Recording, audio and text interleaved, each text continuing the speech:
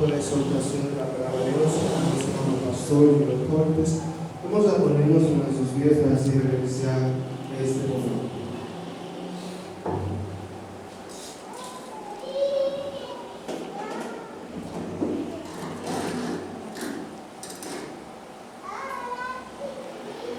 Buenas tardes, hermanos y hermanas, que el Señor les bendiga. Vamos a orar inmediatamente, oremos. Señor, gracias por tu palabra, gracias por este momento, gracias porque en ella encontramos bendición y vida eterna. Permite que la misma nos hable, nos inste a seguir, Señor, confiando y obedeciéndole siempre, oh Padre. Guarde nuestros caminos, guarde nuestros labios, Señor. Si hay alguien más que ha puesto en su corazón estar aquí, que tu gracia y tu misericordia les alcance, que el Espíritu Santo les guíe, que pueda llegar en bien, Señor. Apelamos una vez más a la sangre de Cristo, que nos limpies, nos fortalezcas, Señor, que nos ayudes a poder repasar tu palabra, Señor, y tenerla siempre en práctica en nuestras vidas. Señor, gracias, en el nombre de Jesús. Amén. Bien, hermanos, pueden sentarse. Una tarde bien especial, bien fresca, para poder estar en la casa de Dios. Estuvimos una lectura en 2 de Pedro, el capítulo 2 completo, aunque el texto no será de 2 de Pedro, será del libro de Judas, el cual estamos estudiándolo, y vemos diferentes similitudes entre el hombre de pecado, como bien lo sitúa Judas, también Pedro, hombres impíos que convierten la gracia de Dios en libertinaje, amadores de sí mismos, de deleites, contumaces y demás. Bueno, hoy en día, como hemos dicho en otras ocasiones, hay muchos pseudos cristianos. Recientemente una pareja de esposos muy famosos, uno de ellos cantante, dijo literalmente, textualmente: pudimos ir a una fiesta de nuestros amigos, me voy a reservar los cantantes, son mundanos. Y ellos decían, pudimos ir a esa fiesta de aquellos amigos nuestros para mostrar que no es nada estar allí con aquellos amigos mundanos. Dos artistas muy mundanos, muy famosos, estos pseudo creyentes, fueron allí a gozarse porque eso no les afectaba a ellos. Ellos pueden llevar la palabra de Dios a ese entorno, a una actividad pagana. Bueno, o tienen demasiada fe o no han conocido a Jesucristo. La palabra de Dios nos enseña que todo tiene su tiempo. Hay tiempo de hacer cosas y tiempo de abstenerse de hacer cosas, tiempo de sembrar, como tiempo de de abstenerse de sembrar. Usted pudiera refutarme y decirme, sí, pero la palabra de Dios se debe de transmitir, predicar a tiempo y fuera de tiempo. Son dos cosas diferentes. No tiene nada que ver que tú y yo, hermanos, estemos en los lugares donde menos nos conviene estar. Hablábamos esta mañana de la debilidad. ¿Somos débiles o no somos débiles? Entonces Sansón no cayó por débil, él cayó por otra cosa. Porque si de debilidad hablamos, todos estamos en el suelo, porque todos somos débiles. Caemos por lo regular, por nuestra propia concupiscencia, pero porque nos gusta desobedecer a Dios, hacer caso omiso a Dios. Si usted y yo nos trasladamos a Judas, que es el texto que quiero compartir, quiero en esta tarde hablar brevemente bajo el tema enemigos encubiertos de la fe. Enemigos encubiertos de la fe. La primera verdad que quiero mostrarles habla: debemos contender con los enemigos de la fe. Los versos 4 hasta el verso 6 es el texto que quiero compartir ahora, de Judas. Y explicamos inmediatamente. O leemos, no hay problema con leer el verso 4. Dice el verso 4 de Judas: porque algunos hombres han entrado encubiertamente, los que desde antes habían sido destinados para esta condenación, hombres impíos que convierten en libertinaje la gracia de nuestro Dios y niegan a Dios, el único soberano, y a nuestro Señor Jesucristo. Estos hombres, me dice el texto, pudiéramos decir de una manera más amplia, que habían sido destinados desde antes de la fundación del mundo. Y en este tiempo iban a ser ¿quiénes? Hombres impíos. O sea que no iba a ser algo nuevo, algo novedoso, de que dentro de la iglesia hayan personas que se enriquezcan de la verdad, que se enriquezcan de conocimiento bíblico, que se enriquezcan de la gracia de Dios. Luego, por alguna razón inexplicable, para su condenación, deciden entonces extraviarse de la verdad y volverse al libertinaje espiritual. ¿Está entendiendo lo que quiero decir? No es que ellos no hablen de la gracia o no sepan de la gracia, sino que escogen la gracia para su provecho, para corromperse en ella. La gracia no es mala, malos somos nosotros, corruptos en muchas ocasiones. Toma la idea.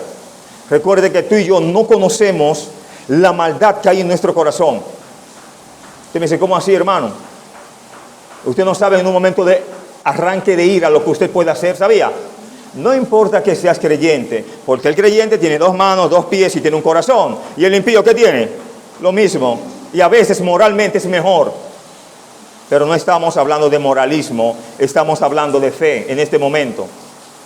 Dice la explicación, en cuanto al verso 4, en parte eso es lo que hace a estos hombres tan peligrosos, que entran como, según el texto, encubiertamente. Es como decir, desapercibidos. Es como cuando el enemigo va a la guerra y entra de noche al campo del enemigo y acaba con él. ¿Cómo entró de día?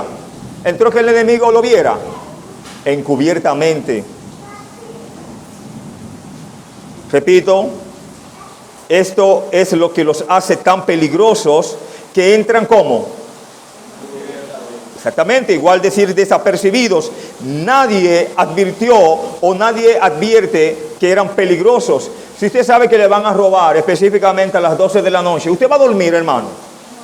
Usted va a estar ahí con lo que usted puede estar, aunque sea orando. Vamos a comenzar por lo espiritual. Usted elige las demás cosas. Nadie advirtió que eran peligrosos. Estos nos llevan una etiqueta que dice peligro. Falso maestro. Si usted sabe que alguien es falso, ¿usted le va a escuchar?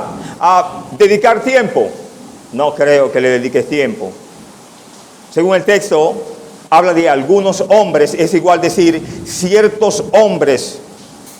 Probablemente pretendían ser más bíblicos que cualquier otra persona que sí lo es verdaderamente.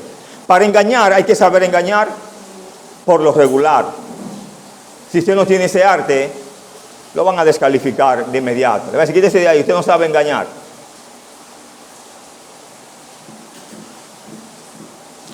Algunos hombres han entrado encubiertamente. ¿Qué significa esta palabra encubiertamente? Significa deslizarse en secreto por un lado de la puerta. Es como alguien que acecha. Si te está acechando, tú no lo estás viendo, porque el término lo dice, te está acechando. Y tú estás ajeno a ello, por así decirlo. Una nota dice, Satanás sabe muy bien que un demonio en la iglesia puede hacer mucho más daño que 1000 demonios fuera de sus límites. ¿Sabe usted eso? La parte B habla del verso 4 de Judas, los que desde antes habían sido destinados para esta condenación.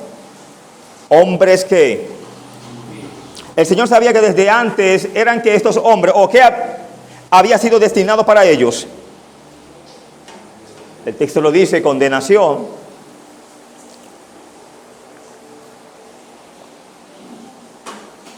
No es lo que dice ahí, o estoy equivocado en la parte B del verso 4. Los que desde antes habían sido destinados para esta condenación, hombres impíos. Y me llama mucho la atención que no solamente dice hombres, los que desde antes habían sido destinados para esta condenación, y los señala, hombres impíos. Claro está, porque la misma Biblia me dice a mí que ninguna condenación hay para los que están en ¿quién? En Cristo Jesús. Quiere decir que para todos los impíos hay que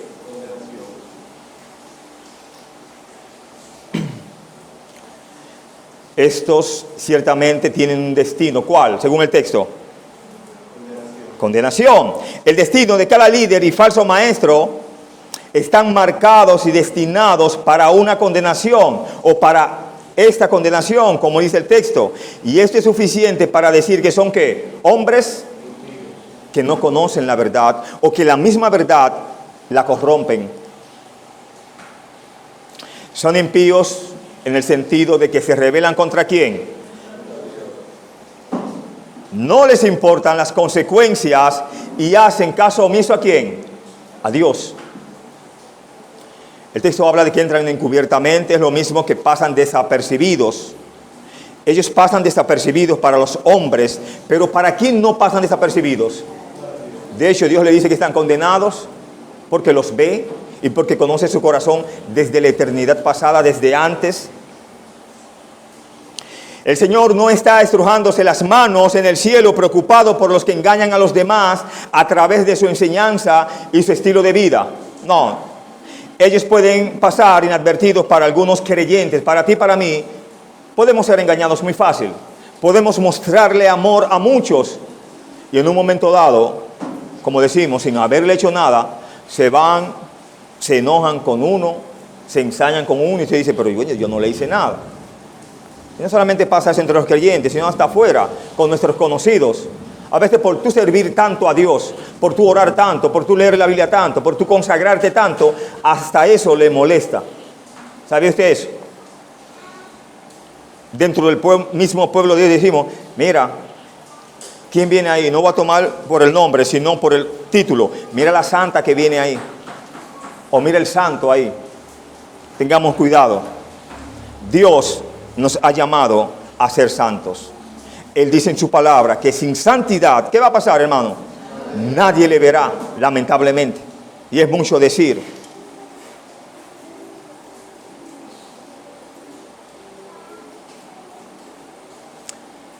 Había dicho que ellos pueden pasar inadvertidos para algunos creyentes, pero en lo que a Dios se refiere, su condena fue marcada hace mucho tiempo.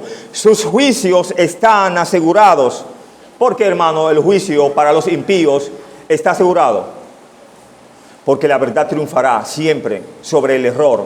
Nuestra responsabilidad es estar del lado de ¿qué? De la verdad. El texto sigue diciendo que convierten la gracia de Dios en libertinaje. ¿Cómo es eso? ¿Cómo algo tan hermoso puede ser convertido en algo feo? Aparentemente, estos ciertos hombres o algunos hombres habían recibido algo de la gracia de Dios, pero cuando la recibieron, la convirtieron en una excusa para su libertinaje. La idea detrás de la antigua palabra libertinaje es un pecado que se practica sin ninguna vergüenza, sin ningún sentido de la conciencia o de la decencia. Por lo general, la palabra se usa en el sentido de los pecados sensuales, como la inmoralidad sexual, pero también puede ser usada en el sentido de la enseñanza antibíblica, cuando la verdad es negada y la mentira se enseña sin vergüenza.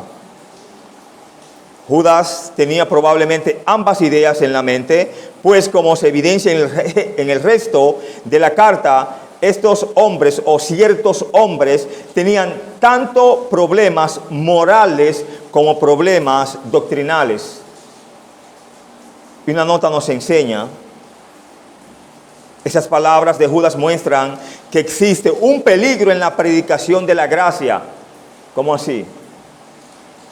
Es triste decirlo, y no solamente en la predicación de la gracia, sino mismo en el ejercicio del canto. Muchos hombres de Dios han comenzado cantándole al Señor y han terminado cantándole al mundo. Han convertido ¿qué? La gracia de Dios en un negocio, en un libertinaje. Cuanto más la palabra de Dios, muchos hombres de Dios han comenzado hablando del evangelio de la gracia y han terminado hablando del evangelio de la prosperidad. Hermanos, hay mucho engaño en este camino. Quizás aquí estamos de una u otra forma virgen quizás en los engaños, pero hay muchos engañadores. Usted ha escuchado títulos de iglesias muy extraños, ¿Quién dice que en este camino tú y yo no vamos a sufrir? ¿Vamos o no vamos a sufrir? Vamos a sufrir. Porque ¿quién sufrió primero, hermano? ¿Quién fue llevado a la cruz? ¿Quién fue escupido, golpeado, desnudado? Entonces, seremos los mejores nosotros, que por seguirlo a Él no nos pasarán peores cosas. Juzgue usted eso.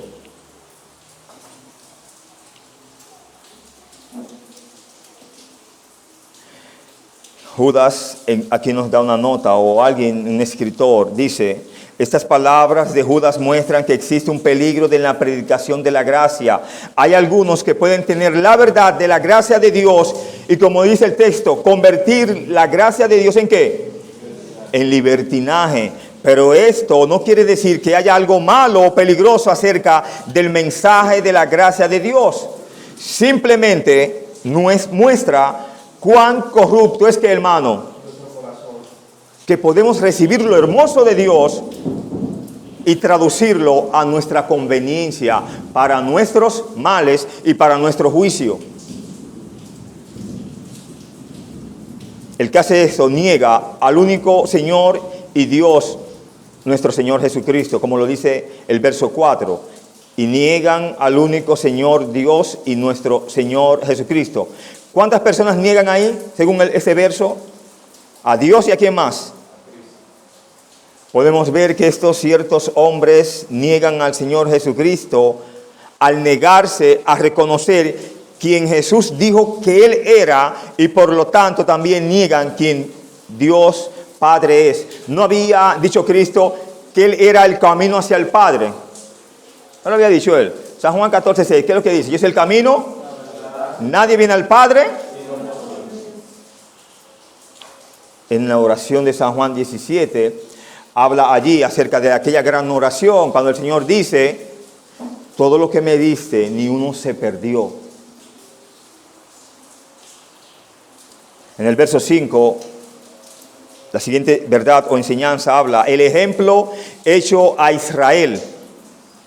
Dice el verso 5, mas quiero recordaros, ya que una vez lo habéis sabido, que el Señor, habiendo salvado al pueblo, sacándolo de Egipto, después destruyó a los que no creyeron. Y estamos hablando de esa serie. Y mire cómo la palabra de Dios, hermanos, se coordina también. Todo lleva algo compaginado. No importa dónde prediquemos, Cristo está en la palabra de Dios. Desde Génesis hasta ¿cuándo? Y si hubiera otro libro más que Apocalipsis, más allá. Pero gracias a Dios que estamos en Apocalipsis, el último libro de la Biblia. Aquí Judas sabía que no estaba diciéndoles nada nuevo. Ya se les había enseñado este ejemplo, pero ellos necesitaban escucharlo otra vez y aplicarlo en su situación presente. Un párrafo nos enseña: idealmente cada cristiano debería leer estas alusiones al Antiguo Testamento y decir: si Judas, yo sé exactamente acerca de lo que estás hablando. No saber acerca de lo que Judas escribió muestra que necesitamos profundizar en el conocimiento de la Biblia. Usted no me puede decir a mí: no, yo conozco todas las enseñanzas de Génesis o de Mateo. Y usted le pregunta: ¿y Judas? ¿Has leído a Judas? ¿De qué habla Judas? O decirle: ¿has leído el libro de Abdías? Y usted diga: Abdías. ¿Y ese libro está en la Biblia, hermano? Tengamos cuidado con lo que está aquí. Todo lo que está aquí debe de ser repasado, leído, escudriñado, sin ignorar ninguna carta corta o un extenso libro.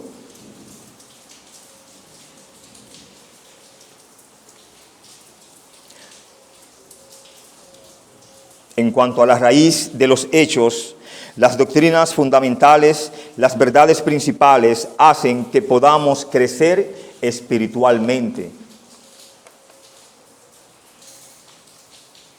Una nota nos dice, en cuanto al uso de la palabra de Dios, no es solamente enseñarnos lo que no hemos conocido, sino también animarnos a una meditación seria de esas cosas que ya entendemos y que no sufrimos por crecer aletargados en un conocimiento frío.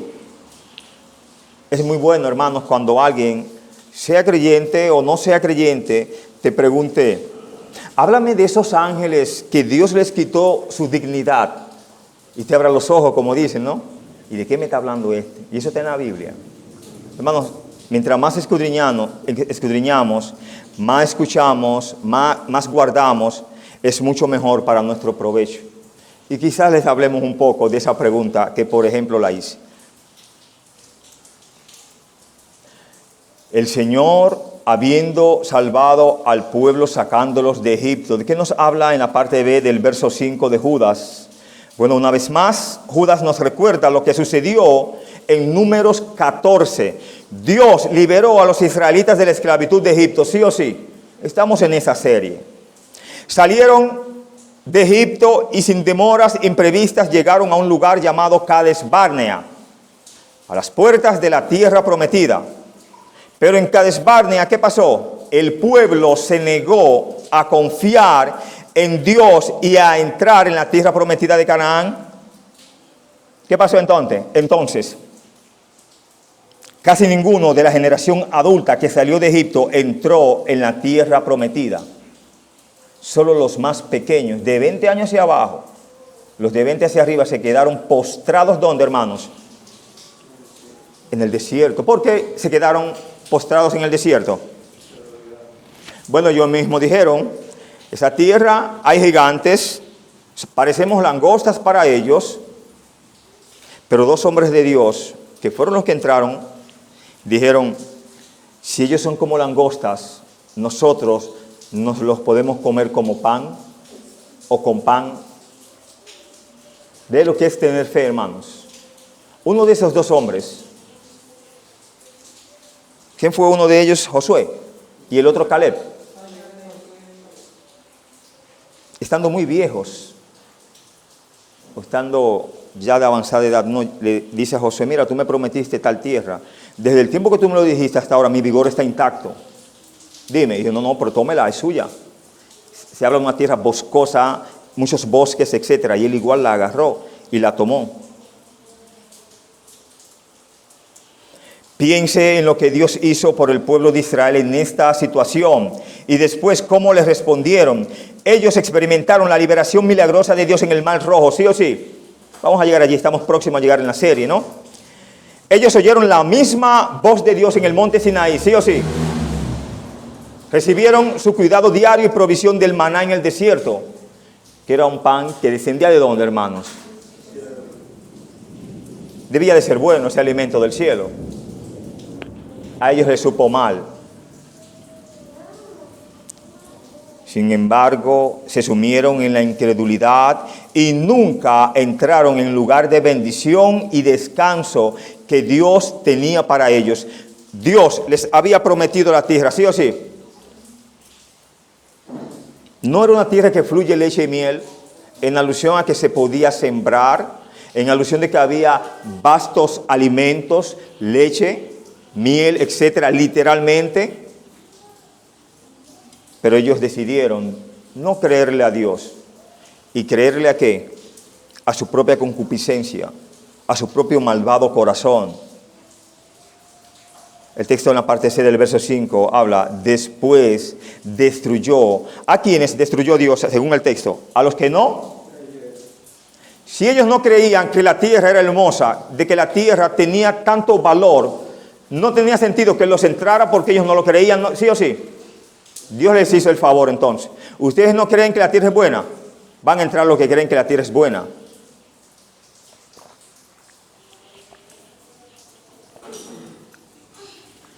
Aquellos que dudaron y rechazaron a Dios en Cades Barnea pagaron un precio más grande que simplemente no entrar en la tierra prometida.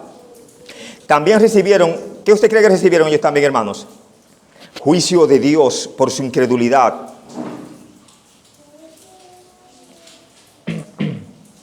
Si usted estudia el Salmo 105, o mejor dicho, el Salmo 95, describe cómo el Señor les respondió allí, diciéndoles, durante 40 años me disgusté contra esa generación, y dije, es un pueblo que se desvían en su corazón, y no han conocido mis caminos, por tanto, juré en mi ira, no entrarán en mi reposo. Léase Salmos 95, 10 y 11.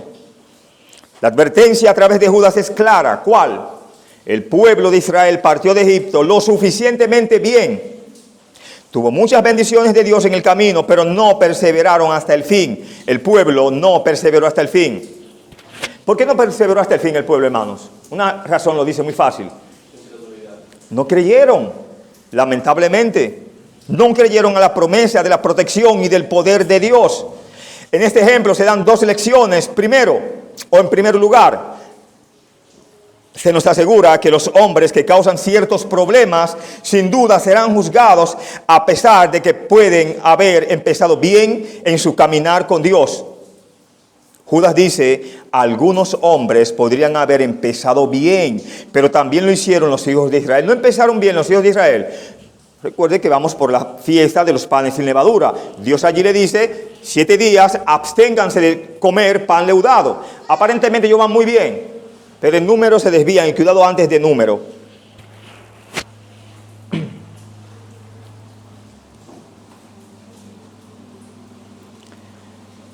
Dios los destruyó a los que no creyeron. En segundo lugar, se nos advierte que debemos seguir a Jesús hasta el final y nunca estar entre los que no creyeron. La prueba final de nuestro cristianismo es la resistencia. Algunos comienzan la carrera, pero nunca la terminan. ¿No nos dice la Escritura, resistid al diablo y él qué hará? ¿Cómo tú y yo podemos resistir? En oración, hermanos, pidiéndole a Dios fortalezas, que el Señor reprenda los males, etcétera. No es por tus fuerzas ni por mis fuerzas. Volvemos a la regla anterior. Dios no nos dará una tentación en la cual no podamos vencer, una carga que no podamos llevar, sino que como Él permite en su voluntad que la tentación entre, así tiene una puerta ya grande para que tú y yo ¿qué? Salgamos victoriosos por la puerta de Dios. Verso 6, aquí vemos el ejemplo de los ángeles que pecaron. La pregunta que hice, ¿les cayó bien, no? Vamos a ver si entendemos algo de eso. Dice, y a los ángeles que no guardaron su dignidad, sino que abandonaron su propia morada, los ha guardado en prisiones eternas bajo tinieblas para el juicio del gran día. ¿De qué nos habla aquí Judas? Bueno, habla de ángeles que no guardaron su propio o su dominio propio. La carta de Judas es famosa por traer puntos oscuros o controvertidos, y este es uno de ellos. Judas habla de los ángeles que pecaron, que ahora están ¿dónde, hermanos? Encarcelados, prisioneros, y por el gran rey de los ejércitos, donde quien él aprisiona no se puede soltar, y a quien él liberta es verdaderamente libre. Una nota nos dice, no es exagerado decir que no hay otro lugar en el Nuevo Testamento donde se presenten tan extraños fenómenos o se planteen tantas preguntas curiosas en un espacio tan estrecho. Los ángeles que no guardaron su dignidad o su dominio propio. ¿De qué nos habla Judas aquí? Bueno, hay varias tesis en cuanto a esto.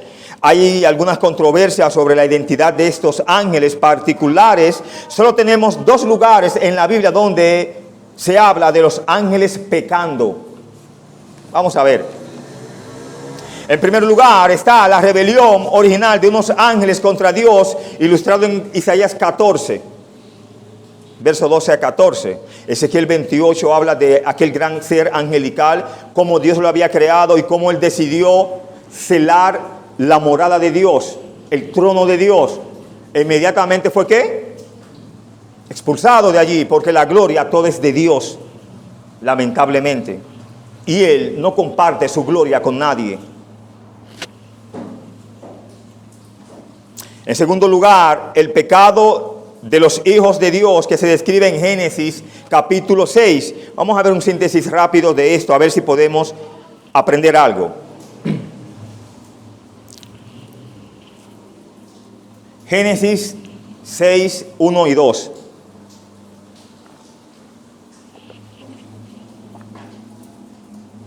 Este es un pasaje controversial, muchas tesis, muchos estudiosos lo debaten hoy en día, pero basado en lo que dice el capítulo 6 de Génesis 1 y 2. Allí dice, aconteció que cuando comenzaron los hombres a multiplicarse sobre la faz de la tierra y le nacieron hijas a ellos, que los hijos de Dios vieron que las hijas de los hombres eran ¿qué? Ok. Tomaron mujeres para sí mismos de todas las que escogieron. Hay un debate considerable sobre si los hijos de Dios son seres angelicales en este texto o si es simplemente otra forma de referirse a los seguidores de Dios entre los seres humanos. Judas ayuda a responder esta pregunta. Primero él nos dice, aquellos que no guardaron ¿qué? Su dignidad, habla de dominio propio, sino que abandonaron ¿qué? Su propia morada. Hermanos, recuerden en el tiempo cuando Abraham fue visitado para la promesa de que iba a tener un hijo. ¿Quiénes fueron los que se le acercaron? Unos, sí, pero dice varones.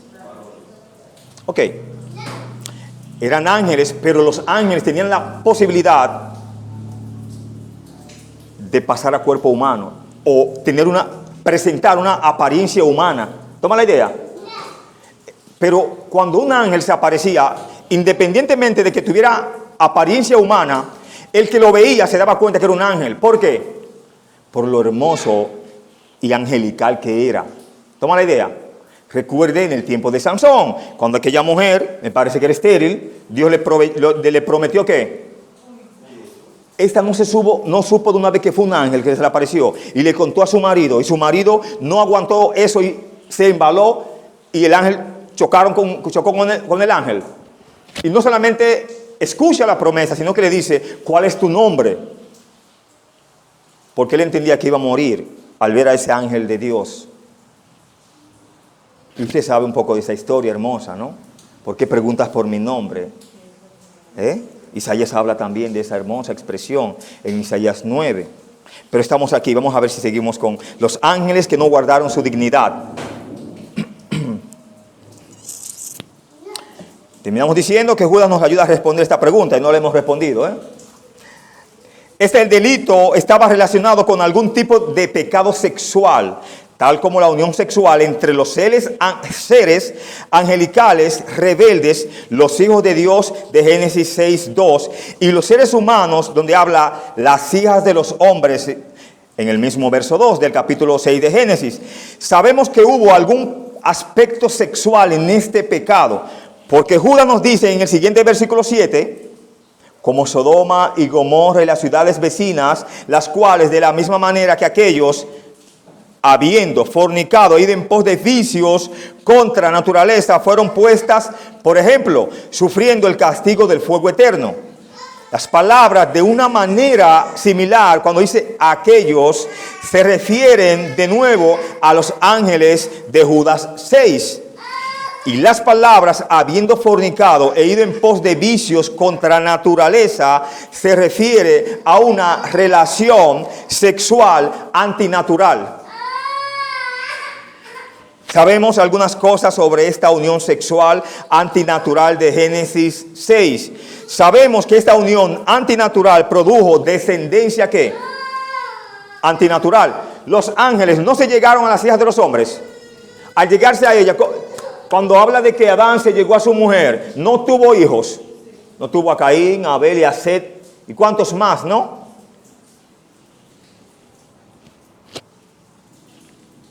Sabemos algunas cosas sobre esta unión sexual antinatural de Génesis 6, repito. Sabemos que esta unión antinatural produjo descendencia antinatural. La unión antinatural corrompió la genética de la humanidad. Por eso Dios tenía que destruir la tierra, porque había sido la genética de Dios violada.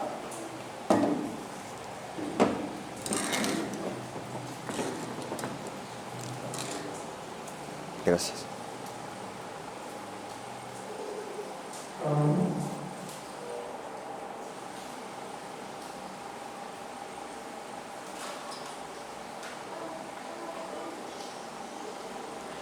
Repito, sabemos algunas cosas sobre esta unión sexual antinatural de Génesis 6. Sabemos que esta unión antinatural produjo descendencia antinatural. La unión antinatural corrompió la genética de la humanidad.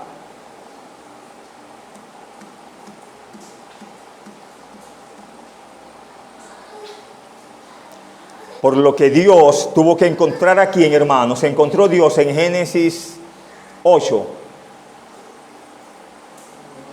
A Noé. Un hombre perfecto en sus generaciones. Quiere decir que de alguna u otra forma Noé no había sido afectado. Había muchos gigantes ya. La gente se casaba, se daba en casamiento y vivía su vida. Recuerde que en el tiempo de David habían gigantes. Este David exterminó a esos gigantes. Recuerde que Dios ya le había dicho a un tal Saúl que exterminara a los amalecitas, sí o sí, al rey Amalek. ¿No le había dicho Dios? ¿Y qué había hecho Saúl? Se desesperó. Quiso ofrecer sacrificio como sacerdote, siendo solo rey, algo que no le confería, no le competía. Por eso fue desechado por Dios. Pero seguimos aquí a ver si desenredamos esto que hemos soltado. Terminamos diciendo que la unión antinatural corrompió la genética de la humanidad, por lo que Dios tuvo que encontrar a Noé, pregonero de justicia, lo leímos, un hombre perfecto en sus generaciones, como lo dice Génesis 6:9. Esto es o significa puro en su genética. Esta unión antinatural provocó un juicio muy drástico de Dios. Una inundación global. ¿Acabó con qué? Con toda la humanidad. Dios tuvo que limpiar la tierra, exceptuando solamente, ¿cuántas personas? Podemos contarlo con las dos manos y sobran dedos. Las 3 hijas, sus esposos y la pareja de esposos Noé. Podemos agregar otra pieza de conocimiento de Judas 6. Esta unión antinatural movió a Dios a encarcelar únicamente a los ángeles que pecaron de esta manera. Dice el texto, ellos están reservados en cadenas eternas bajo tinieblas para el juicio del gran día. Fue muy vil el pecado. Fue muy grande la desobediencia ante Dios. Dios le había dado la capacidad de poder hacer una transformación o un cambio en su aspecto, volverse como en forma humana. Ellos abusaron de eso. Ellos estaban o habían sido creados para glorificar a Dios, no para deshonrar a Dios. Son cosas diferentes. ¿Para cuándo están reservados estos ángeles que pecaron, que no guardaron su dignidad según el texto? Reservados en cadenas que eternas, bajo tinieblas, para el juicio del gran día. En cuanto a los detalles específicos de esta unión antinatural, es inútil especular. No sabemos cómo el material genético del ángel caído podría o pudo mezclarse con el material genético humano. O sea, cómo el ángel pudo llegarse a la mujer y de una u otra forma procrear.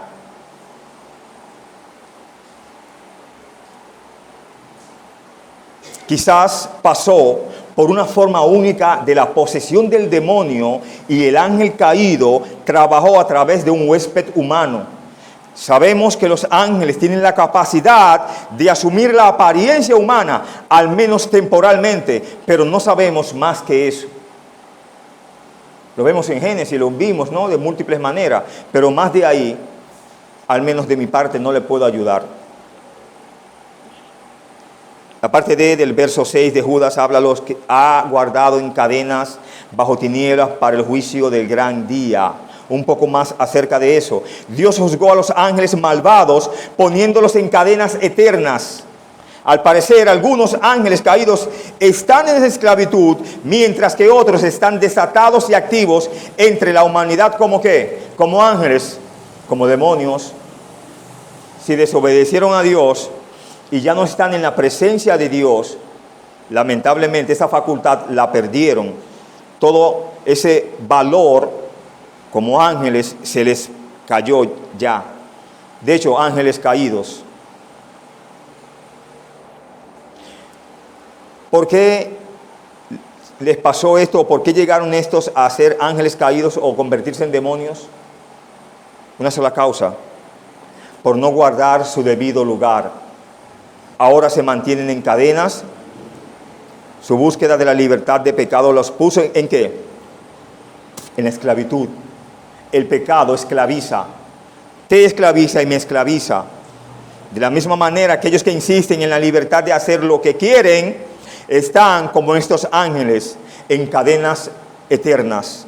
Y la verdadera libertad viene de ¿dónde, hermanos? De la obediencia a Jesucristo. Quiero terminar. ¿Qué nos enseña, hermanos, todo lo que hemos podido hablar? Nos enseña que si los ángeles no pueden romper las cadenas, que son ángeles que por lo que hemos dicho anteriormente y por lo que son más fuertes que nosotros, las cadenas que tienen no las pueden romper, ¿podremos romperlas nosotros, hermanos? Creo que no. No lo intentes. No intentemos caer en cadenas, jamás. Porque tal vez no podamos romperlas.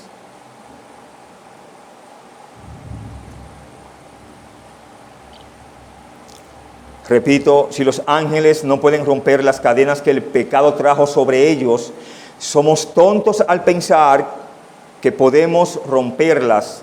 Una nota nos dice, nosotros mismos no podemos liberarnos de ciertas cadenas, solo podemos ser liberados por ¿quién, hermanos? Por Jesús. Hay pecados que nos han arrastrado por años. Y usted le ha pedido a Dios, Señor, líbrame de esto, yo no puedo con esto. Es mi aguijón que me mata. Y pasa el tiempo, usted se ve que no cae en ese pecado. Y Dios le va fortaleciendo, ayudándole. Y usted después dice, gracias, Señor, me has ayudado en lo que yo no podía, pero tú eres fuerte. Esto nos recuerda que estos ángeles que pecaron con una unión sexual antinatural ya no están activos con su juicio radical en los días de Noé. Dios pone fin a este tipo de unión sexual antinatural. Ya ningún ángel puede hacer eso que hizo en el tiempo de Noé. Ya ningún ángel puede presentarse delante de los hijos de Dios e injuriar a los hijos de Dios. Ya ningún ángel puede volverse malo, ni el que era malo volverse bueno. Ese relajo se acabó. Después de la ascensión de Cristo, la crucifixión de Cristo, muchas reglas cambiaron. Lee Apocalipsis y lo va a encontrar estas verdades.